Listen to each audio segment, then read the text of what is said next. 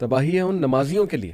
یعنی سوچیں نمازیوں کے حوالے سے بتایا جا رہا ہے کہ کن کے لیے تباہی ہے. الذین ہم عن صلاتہم ساہون، وہ کہ جو اپنی نماز کو ڈیلے کر کے پڑھتے ہیں.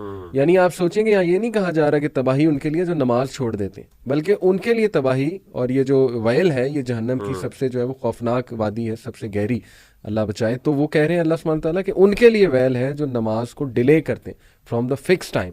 تو پھر آپ سوچیں گے جو شخص اللہ معاف کرے نماز ہی نہیں پڑھ رہا اس کے بارے میں کیا حکم ہوگا.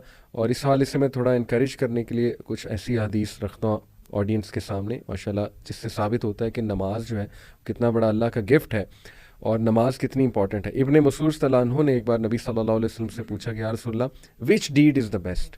تو اللہ کے نبی صلی اللہ علیہ وسلم نے کہا کہ آفرنگ صلاح ایٹ اٹس پرسکرائبڈ ٹائم.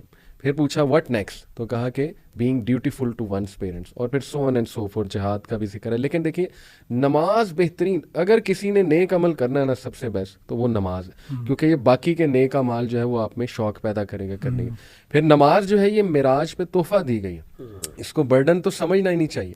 یہ اللہ سبحانہ تعالیٰ نے خود نبی صلی اللہ علیہ وسلم کو بلا کے تحفہ دیا ہے.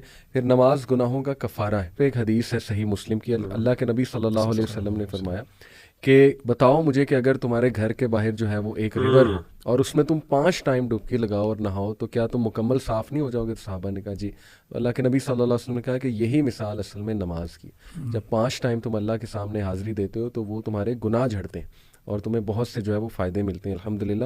اور پھر دیکھیے یہ کتنی امپورٹنٹ حدیث ہے کہ اللہ کے نبی صلی اللہ علیہ وسلم نے فرمایا، یہ مسلم کی حدیث ہے، بٹوین اے مین اینڈ شرک اینڈ کفر there stands his giving up prayer. اور دیکھیے کہ کفر تک انسان کو جو ہے نا وہ لے جاتی ہے چیز، اور وعید کی گئی ہے کہ اور فرق ہی کیا بچا ہے تم میں اور کافروں میں، مشرکوں میں فرق ہی کیا بچا. یعنی کسی اسکالر نے بڑی اچھی بات کی تھی، انہوں نے کہا تھا اگر آپ 5 ارکان کی بات کریں تو کلمہ تو ہم نے پڑھنے کی ضرورت نہیں کیونکہ ہم پیدائشی مسلمان ہیں.